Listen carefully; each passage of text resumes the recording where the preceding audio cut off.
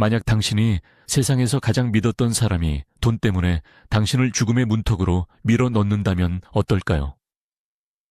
여기 가장 깊은 절망 속에서 가장 눈부신 복수를 계획한 한 여자의 이야기가 있습니다. 이것은 단순한 배신에 대한 이야기가 아닙니다. 모든 것을 잃은 한 여인이 어떻게 자신의 제국을 건설하고 자신을 버린 자들을 무릎 꿇게 만드는지에 대한 통쾌하고 짜릿한 기록입니다. 끝까지 눈을 떼지 마십시오. 당신이 상상하는 모든 것을 뛰어넘는 반전이 기다리고 있을 테니까요. 주인공 서연은 대한민국 최고 기업의 최연소 이사비서로 모두가 부러워하는 커리어 우먼이었습니다. 그녀의 남편 민주는 유약하지만 다정한 남자였고 서연은 그를 진심으로 사랑했습니다. 하지만 그들의 결혼 생활에는 늘 시어머니 김미숙 여사의 날카로운 그림자가 드리워져 있었습니다. 젊은 시절 단역 배우로 잠깐 활동했던 김 여사는 늘 화려한 삶을 동경했고 자신의 아들이 평범한 회사원인 것을 못마땅해 했습니다. 그녀는 야심찬 며느리 서연을 눈엣 가시처럼 여겼습니다. 갈등의 씨앗은 서연이 독일에서 간호사로 일하다 돌아가신 외할머니로부터 막대한 유산을 상속받게 되면서 싹텄습니다. 그 순간 민준의 다정함과 김 여사의 냉대 뒤에 숨겨져 있던 탐욕이 서서히 고개를 들기 시작했습니다. 서울 서초구의 고급 아파트. 공기청정기에 희미한 소음만이 흐르는 거실에는 무거운 침묵이 감돌고 있었습니다. 김미숙 여사가 낀 값비싼 비취 반지가 찻잔에 부딪히며 날카로운 소리를 냈습니다. 그녀의 짙은 화장 아래로 잔인한 결심이 번들거렸습니다. 민준아, 더 이상은 안 된다. 저 애는 우리 집안의 짐이야. 내 인생의 걸림돌이라고. 아들 민준은 어머니의 섯을 퍼런 시선을 피하며 고개를 숙였습니다. 그의 잘생긴 얼굴에는 죄책감과 무력감이 뒤섞여 있었습니다. 어머니, 그래도 서연이는 제 아내잖아요. 김 여사는 코웃음을 쳤습니다. 아내? 정말 아내라고 생각했다면 네가 바람을 피웠겠니? 의사도 말했잖아. 뇌졸중 후유증으로 1년도 넘기기 힘들 거라고. 어차피 죽을 목숨 공기 좋은 할머니 집에 가서 요양이나 하라고 해. 그 편이 우리 모두에게 좋아. 그리고 그 애가 남긴 유산은 우리 사업 자금이 될 거고. 민주는 어머니의 말에 아무런 대답도 하지 못했습니다. 그의 침묵은 곧 동의였습니다. 다음 날 아침 서연의 옷가지가 담긴 여행 가방들이 현관문 앞에 산처럼 쌓였습니다. 휠체어에 앉아있는 서연은 멍한 눈으로 그 광경을 바라봤습니다. 29살, 한창 빛나야 할 나이에 갑작스러운 뇌졸중으로 쓰러진 그녀는 몸을 움직일 수도 말을 할 수도 없었습니다. 남편 민주는 일부러 야근을 핑계로 늦게 들어왔고 병간호는 온전히 시어머니 김 여사의 몫이었습니다. 물론 그것은 간호가 아닌 감시에 가까웠습니다. 김 여사는 서연의 야심과 능력을 처음부터 싫어했습니다. 여자는 조용히 남편을 내줘야 한다고 믿는 그녀에게 잘나가는 며느리는 불편한 존재일 뿐이었습니다. 이제 서연이 식물인간처럼 되자 그녀의 경멸은 노골적인 학대로 변했습니다. 김 여사는 일부러 약 시간을 놓치거나 식사를 거르기 일쑤였습니다. 서연이 눈빛으로 애원해도 철저히 무시했습니다. 그녀를 기쁘게 하는 것은 단 하나, 서연이 더 이상 말을 하지 못해 자신에게 반박할 수 없다는 사실이었습니다. 그녀는 서연의 휠체어 옆에서 젊은 시절 자신이 나왔던 낡은 드라마 비디오를 보며 희열을 느꼈습니다. 아가, 걱정 마라. 내 할머니가 살던 강원도 산골은 공기가 아주 좋단다. 어쩌면 의사가 말한 것보다 며칠은 더 살 수 있을지도 모르지. 김 여사는 서연의 귓가의 뱀처럼 속삭였습니다. 서연의 머릿속에서는 수만 가지 단어들이 비명처럼 터져 나왔지만 입 밖으로는 어떤 소리도 나오지 않았습니다. 그녀의 손은 힘없이 무릎 위에 놓여 있었습니다. 만약 힘이 있었다면 당장 저 위선적인 늙은 여자의 뺨을 후려치고 싶었습니다. 민준이 낑낑거리며 마지막 짐을 차에 싣고 돌아왔습니다. 20층 아파트에 엘리베이터가 고장나는 바람에 그는 계단으로 짐을 옮겨야 했습니다. 이것 봐, 내가 사람 쓰자고 했지. 돈 아끼려다 사람 잡겠네. 김 여사는 혀를 차며 휠체어에 앉은 서연을 쏘아봤습니다. 마치 이 모든 것이 서연의 탓이라는 듯이 말입니다.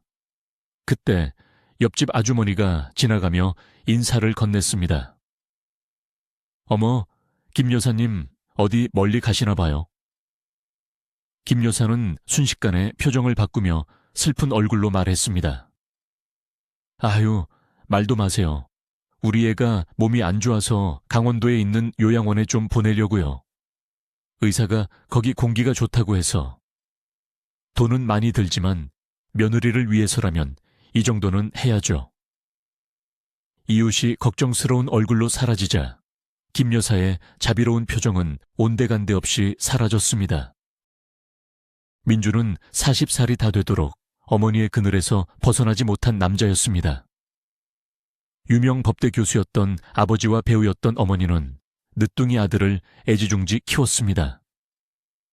그 결과 그는 스스로 아무것도 결정하지 못하는 마마보이가 되었습니다. 변변한 직장도 없이 어머니에게 용돈을 받았으며 살았습니다. 서연과의 결혼도 그녀의 능력과 배경을 보고 김 여사가 적극적으로 추진한 것이었습니다. 민주는 마침내 서연을 휠체어에서 안아차 뒷좌석에 앉혔습니다. 서연의 눈에서는 뜨거운 눈물이 쉴 새 없이 흘러내렸습니다. 그녀는 마지막 희망을 담아 남편의 얼굴을 쳐다봤습니다. 혹시라도 그의 얼굴에 작은 연민이나 망설임이라도 있지 않을까. 하지만 민준의 얼굴에는 오직 주변의 시선을 의식하는 불안감과 초조함뿐이었습니다. 차가 서울의 화려한 불빛을 뒤로하고 어두운 고속도로로 접어들었습니다. 김 여사는 집으로 돌아가 낡은 대본을 읽으며 다시 무대에 오르는 상상을 할 것입니다. 민주는 운전 내내 백미러를 보지 않으려고 애썼습니다. 뒷좌석에 앉은 아내의 텅 빈 눈과 마주칠 용기가 없었기 때문입니다. 서연아, 오해하지 마. 이건 우리 모두를 위한 최선의 방법이야. 엄마도 나이가 많으셔서 널 계속 돌볼 수는 없어. 거긴 공기도 좋고 네가 어릴 때 좋아했던 할머니 댁이잖아. 널 돌봐줄 사람도 구해놨어. 다 널 위해서야. 그의 변명은 공허하게 차 안을 맴돌았습니다. 서연은 대답 대신 등 뒤에서 느껴지는 그의 비겁함을 온몸으로 느꼈습니다. 그 시선은 마치 불화살처럼 그의 등을 꿰뚫는 것 같았습니다. 몇 시간을 달려 도착한 강원도의 솔빛 마을은 지도에도 잘 나오지 않는 외딴 산골이었습니다. 서연의 할머니가 살던 집은 잡초가 무성하게 자란 마당과 쓰러져가는 담장으로 둘러싸여 있었습니다. 그나마 집 자체는 겨우 형태를 유지하고 있었습니다. 민준이 차를 세웠을 때 집 앞 평상에 누군가 누워있는 모습이 보였습니다. 민준이 그 사람을 불렀습니다. 박씨 아주머니. 그러자 부스스한 차림의 중년 여자가 몸을 일으켰습니다. 그녀는 비틀거리며 다가왔습니다. 얼굴은 술과 세월에 절어 있었고 눈 밑에는 검은 멍 자국이 있었습니다. 아이고 사장님, 생각보다 일찍 오셨네. 여자의 입에서 역한 술 냄새가 풍겨왔습니다. 민주는 애써 표정을 감추며 서연에게 말했습니다. 서연아, 이분이 널 돌봐줄 박씨 아주머니야. 만약 서연이 소리내어 웃을 수 있었다면 이 기괴하고 끔찍한 코미디에 미친 듯이 웃었을 것입니다. 민주는 짐을 대충 집 안으로 옮기고 박씨 아주머니의 손에 얇은 돈 봉투를 쥐어주었습니다.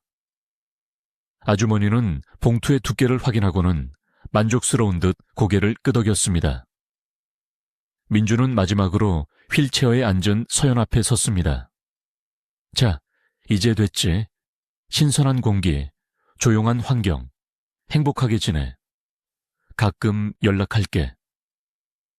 그의 눈에는 일말의 양심의 가책도 보이지 않았습니다.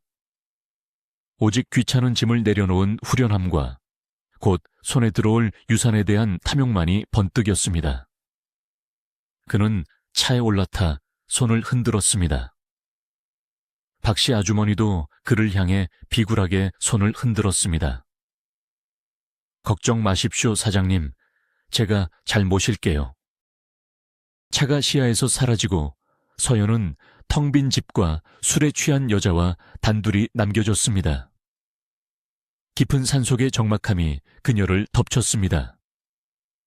그로부터 정확히 1년 후, 김미숙 여사는 달력을 쳐다보며 아들을 다그치고 있었습니다. 민준아, 너 정말 제정신이니? 그 애를 거기 버려둔 지 1년이 다 됐는데 한 번도 가보지 않았다고. 혹시 벌써 죽었으면 어떡해? 아니, 그거보다 더 끔찍한 건 만약에 살아나서 걸어 다니고 있으면 어떡할 거냐고. 민주는 피곤한 얼굴로 텔레비전에서 눈을 뗐습니다. 걱정 마세요. 박씨 아주머니가 매주 전화해요. 돈도 꼬박꼬박 보내주고 있고요. 김 여사는 아들의 손에서 리모컨을 빼앗아 텔레비전을 꺼버렸습니다. 그 술주정뱅이 말을 어떻게 믿어? 당장 내일 가서 확인해. 다음 날 아침 민주는 마지못해 차에 올랐습니다. 1년 만에 가는 길은 낯설었습니다. 그는 솔직히 서연이 죽었기를 바랐습니다. 그러면 이 지긋지긋한 죄책감도 어머니의 성화도 모두 끝날 테니까요. 마을 어귀에 거의 다다랐을 때 그의 차 앞으로 검은색 고급 픽업 트럭이 쌩하고 지나갔습니다. 운전대를 잡은 남자는 민준보다 몇 살 어려 보였지만 단단한 체격과 강렬한 눈빛을 가지고 있었습니다. 남자는 급정거하며 창문을 내리고 가볍게 목례를 했습니다. 민준은 귀찮다는 듯 손을 젓고는 다시 차를 몰았습니다. 서연의 할머니 집은 1년 전과 완전히 달라져 있었습니다. 쓰러져 가던 담장은 깔끔한 울타리로 바뀌었고 잡초로 무성했던 마당은 관리가 잘 된 정원이 되어 있었습니다. 하지만 집은 텅 비어 있었고 대문에는 커다란 자물쇠가 걸려 있었습니다. 민주는 불안한 마음에 박씨 아주머니에게 전화를 걸었지만 받지 않았습니다. 그는 근처에 있는 아주머니의 집으로 향했습니다. 문을 열자 코를 찌르는 악취가 뿜어져 나왔습니다. 집 안은 쓰레기장과 다름없었고 아주머니는 보이지 않았습니다. 그때 물통을 들고 지나가던 동네 아주머니가 민준을 위아래로 훑어봤습니다. 누구 찾으쇼? 민준은 서연과 박씨 아주머니의 행방을 물었습니다. 아, 그 술꾼 박씨? 걔나마 동네 끝에 사는 최영감내서 막걸리 마시고 있을 거요. 아주머니가 가르쳐준 곳으로 가보니 과연 박씨 아주머니는 얼굴이 벌개진 채 술판을 벌이고 있었습니다. 민주는 그녀의 팔을 거칠게 잡아 끌었습니다. 내 아내 어딨어? 당장 말해. 박씨 아주머니는 비틀거리며 실실 웃었습니다. 네, 내가 그걸 왜 공짜로 알려줘야 하는데. 민주는 분노에 차 지갑에서 현금 몇 장을 꺼내 그녀의 얼굴에 던졌습니다. 돈을 확인한 아주머니는 그를 데리고 마을 외곽으로 향했습니다. 한참을 걷자 멀리서 웅장한 저택이 모습을 드러냈습니다. 마을의 허름한 집들과는 비교도 안 되는 마치 드라마 세트장 같은 3층짜리 현대식 건물이었습니다. 넓은 정원에는 값비싼 조경수들이 심어져 있었고 여러 대의 외제차와 농기계들이 보였습니다. 아주머니는 저택의 철문 앞에서 멈춰서서 손가락으로 그곳을 가리켰습니다. 저기 있네. 이제 내 볼 일은 끝났으니 가보겠수다. 그녀는 뒤도 돌아보지 않고 사라졌습니다. 민주는 망연자실한 표정으로 저택을 바라보다 홀린 듯 초인종을 눌렀습니다. 스피커에서 맑고 힘있는 목소리가 흘러나왔습니다. 지훈 씨, 벌써 왔어요. 민주는 그 목소리를 듣고 온몸이 굳었습니다. 서연아. 잠시 침묵이 흐른 뒤 깊은 한숨 소리와 함께 목소리가 다시 들렸습니다. 민준 씨구나. 들어와요. 철문이 스르륵 열리고 민주는 꿈을 꾸는 듯 정원을 가로질러 걸었습니다. 저택의 현관 계단 위 베이지색 고급 정장을 입은 서연이 그를 내려다보고 있었습니다. 1년 전 휠체어 위에서 눈물만 흘리던 병약한 모습은 온데간데 없었습니다. 건강한 혈색이 도는 얼굴, 당당한 자세, 그리고 모든 것을 꿰뚫어 보는 듯한 차가운 눈빛. 그녀는 완전히 다른 사람이 되어 있었습니다. 당신이 이렇게 찾아올 줄 알았어요. 일단 들어오시죠. 민주는 마치 마법에 걸린 사람처럼 아내의 뒤를 따라 집 안으로 들어갔습니다. 집 내부는 감각적인 인테리어로 꾸며져 있었습니다. 벽에는 유명 작가의 그림들이 걸려 있었고 바닥에는 부드러운 양탄자가 깔려 있었습니다. 한쪽 벽 전체가 서재로 꾸며져 있었는데 책상 위에는 각종 사업 서류들이 산더미처럼 쌓여 있었습니다. 어휴, 요즘 서류 작업이 너무 많아서 정신이 없네요. 서연은 아무렇지 않게 말하며 민준을 거실로 안내했습니다. 그녀는 뇌졸중을 앓았던 사람이라고는 믿을 수 없을 만큼 건강하고 아름다웠습니다. 오히려 결혼 생활을 할 때보다 훨씬 생기 넘쳐 보였습니다. 민주는 마치 낯선 사람을 보는 듯한 기분이었습니다. 서연은 주방에서 차를 내왔습니다. 그녀는 민준의 맞은편 소파에 우아하게 앉아 찻잔을 들었습니다. 놀랐어요? 민준은 멍하니 고개를 끄덕였습니다. 서연은 씁쓸하게 웃었습니다. 나도 놀랐어요. 사랑하는 남편이 돈 때문에 나를 죽게 내버려 둘 줄은 몰랐으니까. 민준이 뭐라고 변명하려 입을 열었지만 서연이 손을 들어 막았습니다. 변명은 그만해요. 난 이미 모든 걸 알고 있으니까. 당신이 내 유산 때문에 그 어린 여자애랑 바람 피운 것까지 전부 다. 서연의 목소리는 얼음장처럼 차가웠습니다. 기억나요? 내가 독일 할머니에게 유산을 상속받았다고 말했던 날. 당신과 어머니는 미친 듯이 기뻐했죠. 그때부터 모든 계획을 세운 거겠죠. 민주는 뜨거운 찻잔을 든 손을 부들부들 떨었습니다. 그는 아내의 눈을 참아 마주 볼 수 없었습니다. 그는 아내가 모든 것을 알고 있었다는 사실에 경악했습니다. 그가 철저하게 속았다는 것을 깨달았습니다. 이야기는 1년 반 전으로 거슬러 올라갑니다. 서연은 가장 친한 친구이자 동료인 지혜와 함께 고급 레스토랑에 앉아 있었습니다. 지혜는 서연이 다니는 회사의 법무팀장이었습니다. 그녀는 언제나 현실적이고 냉철한 조언을 해주는 친구였습니다. 서연은 가방에서 편지 봉투를 꺼내 지혜에게 건넸습니다. 이것 봐. 독일에서 왔어. 우리 외할머니 유산이래. 지혜는 편지를 꼼꼼히 읽어 내려갔습니다. 편지에는 서연이 상상했던 것보다 훨씬 큰 금액의 유산과 독일 현지 부동산 지분이 언급되어 있었습니다. 서연아, 이건 엄청난 행운이야.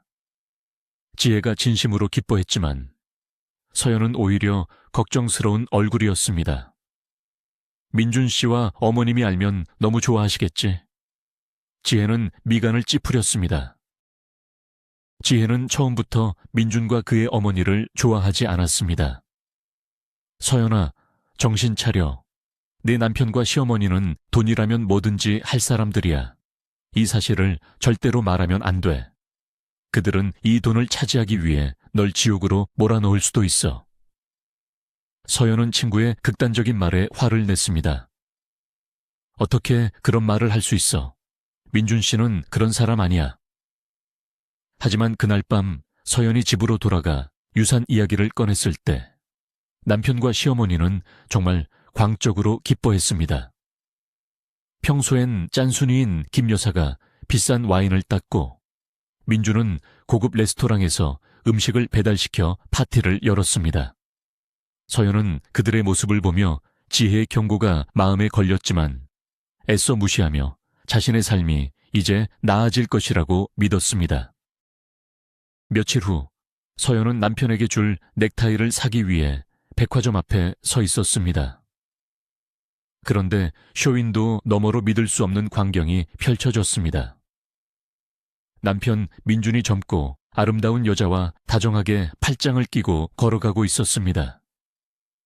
남자는 여자의 뺨에 입을 맞추었고 여자는 행복하게 웃었습니다. 그 순간 서연은 세상이 무너지는 듯한 충격을 받았습니다. 그녀는 그 자리에서 소리를 지르는 대신 조용히 집으로 돌아왔습니다. 그리고 다음 날 그녀는 회사에 병가를 내고 흥신소로 향했습니다. 그녀는 흥신소 사장에게 말했습니다. 남편의 외도에 대한 모든 것을 알아봐 주세요. 두 사람이 언제, 어디서 만났는지, 어떤 대화를 나누는지, 녹취 파일까지 전부 다 필요해요. 일주일 후 흥신소에서 연락이 왔습니다.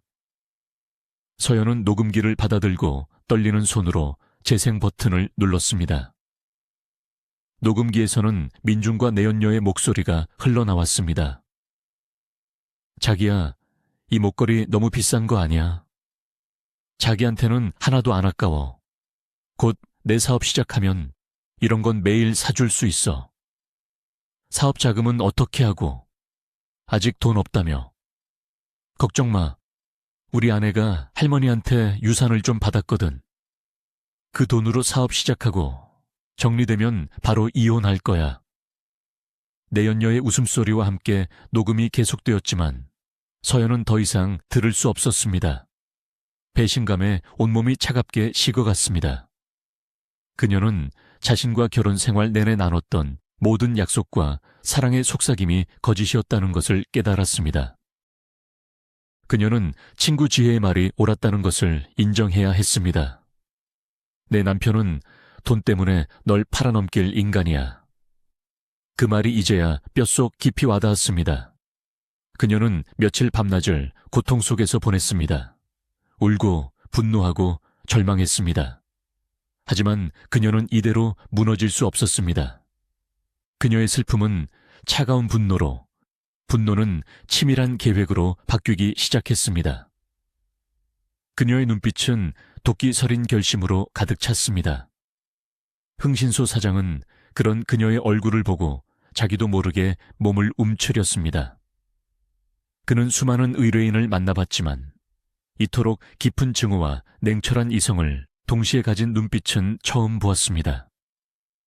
서연의 복수는 바로 그 순간부터 시작되고 있었습니다. 몇 달 후 민준의 차가 서연을 버리고 떠나자마자 놀라운 일이 벌어졌습니다. 서연이 휠체어에서 벌떡 일어선 것입니다. 옆에 서 있던 박씨 아주머니는 귀신이라도 본 듯 입을 떡 벌렸습니다. 서연은 차가운 목소리로 말했습니다. 아주머니, 지금부터 제 말 잘 들으세요. 제 남편이 주는 돈만큼, 아니, 그보다 더 많이 드릴게요. 대신 아주머니는 제 남편에게 제가 계속 아픈 것처럼 곧 죽을 것처럼 보고해야 해요. 그리고 절대로 여기 찾아오지 못하게 만드세요. 서연은 미리 준비해둔 두둑한 돈 봉투를 내밀었습니다. 돈에 눈이 먼 박씨 아주머니는 생각할 겨를도 없이 고개를 끄덕였습니다. 그녀는 돈을 움켜쥐고는 뒤도 돌아보지 않고 사라졌습니다. 서연은 곧장 친구 지혜에게 전화를 걸었습니다. 지혜야, 나야. 네가 말한 대로 됐어. 이제 와줘. 2시간 뒤 지혜가 고급 세단을 몰고 도착했습니다. 그녀는 서연이 준비한 뇌졸중쇼의 완벽한 조력자였습니다. 지혜의 인맥을 통해 의사를 매수했고 모든 상황을 연출했습니다. 세상에 3주 동안 똥기저귀 차고 있었다고? 정말 끔찍했겠다. 지혜는 혀를 내둘렀습니다. 그것보다 더 끔찍한 건 내 시어머니가 하루의 기저귀를 딱 한 번만 갈아줬다는 거야. 내가 밤에 몰래 일어나서 씻고 오지 않았다면 정말 병에 걸렸을지도 몰라. 두 사람은 와인을 마시며 앞으로의 계획을 세웠습니다. 서연은 당분간 이곳에 머물며 마음을 추스르기로 했습니다. 그녀는 모든 것을 잃었지만 동시에 모든 것을 새로 시작할 기회와 막대한 자금을 손에 쥐고 있었습니다. 다음 날부터 서연의 새로운 삶이 시작되었습니다. 그녀는 먼저 마을 가게에 들렀습니다. 가게 주인은 서연의 할머니를 기억하는 아주머니였습니다. 서연이 자신을 소개하자 아주머니는 친손녀처럼 그녀를 반겨주었습니다. 그때 거칠어 보이는 한 남자가 가게로 불쑥 들어왔습니다. 그는 서연을 밀치고 주인에게 소리쳤습니다. 아줌마, 주문한 비료랑 농약 나왔어요. 지금 당장 써야 한다고요. 남자의 무례한 태도에 서연은 눈살을 찌푸렸습니다. 저기요, 제가 먼저 왔는데요. 남자는 서연을 위아래로 훑어보더니 코웃음을 쳤습니다. 서울에서 온 아가씨 같은데 급한 일 없으면 좀 기다리시죠. 여긴 서울처럼 한가하지 않다고요. 그는 이 마을에서 유기농 농장을 운영하는 강지훈이라는 남자였습니다. 서연은 지훈의 무례함에 기분이 상했지만 아무 말 없이 그가 물건을 챙겨 나갈 때까지 기다렸습니다. 가게 주인 아주머니는 지훈이 원래는 좋은 사람이지만 몇 년 전 사업에 실패하고 귀농한 뒤로 성격이 까칠해졌다고 설명해 주었습니다. 서연은 양손 가득 장을 보고 집으로 돌아가고 있었습니다. 짐이 너무 무거워 길가에 멈춰 서서 숨을 고르는데 아까 그 검은색 픽업 트럭이 그녀 앞에 멈춰 섰습니다. 차에서 내린 것은 지훈이었습니다. 그는 말없이 서연의 짐을 들어 트럭 짐칸에 실었습니다. 타요. 데려다 줄 테니. 그의 목소리는 여전히 무뚝뚝했지만 그 행동에서는 작은 배려가 느껴졌습니다. 서연은 잠시 망설이다가 조수석에 올라탔습니다. 그것이 두 사람의 첫 만남이었습니다. 다음 날 아침, 서연은 마당에서 들려오는 이상한 소리에 잠이 깼습니다. 창밖을 내다보니 지훈이 낫을 들고 무성하게 자란 잡초를 베고 있었습니다. 땀으로 젖은 그의 등이 아침 햇살에 반짝였습니다. 서연은 어이가 없었지만 왠지 모르게 고마운 마음이 들었습니다. 그녀는 서둘러 아침 식사를 준비했습니다. 지훈이 일을 마치자 그녀는 그를 집 안으로 불렀습니다. 이른 아침부터 감사해요. 식사라도 하고 가세요. 지훈은 당연하다는 듯 식탁에 앉아 서연이 차려준 밥을 맛있게 먹었습니다. 얼마 드리면 될까요? 서연의 말에 지훈은 피식 웃었습니다. 서울 사람들은 뭐든지 돈으로 해결하려고 하는군. 그냥 밥 한 끼면 됐소. 두 사람 사이에는 어색하지만 편안한 기류가 흘렀습니다. 그 후로 지훈은 거의 매일같이 서연의 집을 찾아왔습니다. 고장난 수도를 고쳐주고 삐걱거리는 대문을 손봐주었습니다. 서연은 그에 대한 보답으로 매일 정성껏 식사를 준비했습니다. 두 사람은 많은 대화를 나누지 않았지만 서로에게 조금씩 익숙해져 갔습니다. 그러던 어느 날, 서연은 마을 전체가 술렁이는 것을 보았습니다. 가게 주인 아주머니에게 물어보니 지훈의 농장이 자금난으로 부도 위기에 처했다는 것이었습니다. 서연은 망설임 없이 그의 농장으로 달려갔습니다. 지훈은 사무실에서 복잡한 서류 더미에 머리를 파묻고 있었습니다. 그는 파산 직전이었습니다. 내가 도울 수 있어요. 난 원래 이런 일을 하던 사람이에요. 서연은 그의 재무제표를 들여다보기 시작했습니다. 서연은 밤을 새워 지훈의 농장 서류를 분석했습니다. 그녀는 불필요한 지출을 찾아내고 비효율적인 유통구조를 개선할 계획을 세웠습니다. 그녀의 날카로운 분석과 대담한 제안에 지훈은 놀라움을 금치 못했습니다. 그는 서연이 단순히 예쁜 도시 여자가 아니라 엄청난 능력을 가진 사업가라는 것을 깨달았습니다. 당신 도대체 정체가 뭐요? 지훈의 질문에 서연은 처음으로 자신의 과거에 대해 털어놓았습니다. 남편의 배신, 시어머니의 계략, 그리고 자신의 복수 계획까지. 모든 이야기를 들은 지훈은 말없이 서연의 손을 꽉 잡아주었습니다. 그의 따뜻하고 단단한 손길의 서연은 그동안 억눌러 왔던 눈물을 터뜨렸습니다. 그날 이후 두 사람은 단순한 이웃이 아닌 서로의 상처를 보듬어주는 동반자가 되었습니다. 서연은 자신의 유산 중 일부를 과감하게 지훈의 농장에 투자했습니다.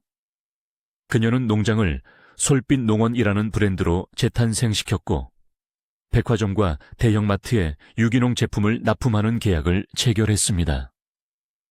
그녀의 뛰어난 사업 수완과 지훈의 성실함이 만나자 농장은 놀라운 속도로 성장했습니다. 두 사람은 함께 일하고 함께 웃으며 서로에게 깊이 빠져들었습니다. 지훈은 서연에게서 과거의 상처를 치유할 힘을 얻었고 서연은 지훈에게서 진정한 사랑과 신뢰를 발견했습니다. 그리고 그 무렵 서연은 자신의 몸에 새로운 생명이 자라고 있다는 것을 알게 되었습니다. 그녀는 지훈의 아이를 임신한 것이었습니다. 그녀는 이제 더 이상 복수심에 불타는 외로운 여자가 아니었습니다. 그리고 1년 뒤 모든 것을 되찾기 위해 민준이 나타난 것입니다. 현재 거실의 소파에 앉아있는 민준은 서연의 이야기에 할 말을 잃었습니다. 그때 친구 지혜가 문을 열고 들어왔습니다. 어머, 내가 너무 늦었나? 저 인간의 경악하는 얼굴을 직접 봤어야 했는데. 민준은 지혜까지 모든 것을 알고 있었다는 사실에 다시 한번 충격을 받았습니다. 그는 마지막 발악을 했습니다. 그래, 좋아. 네가 이 집을 사고 농장을 키운 건 전부 나와의 혼인기간 중에 일어난 일이야. 법적으로 이 재산의 절반은 내 거라고.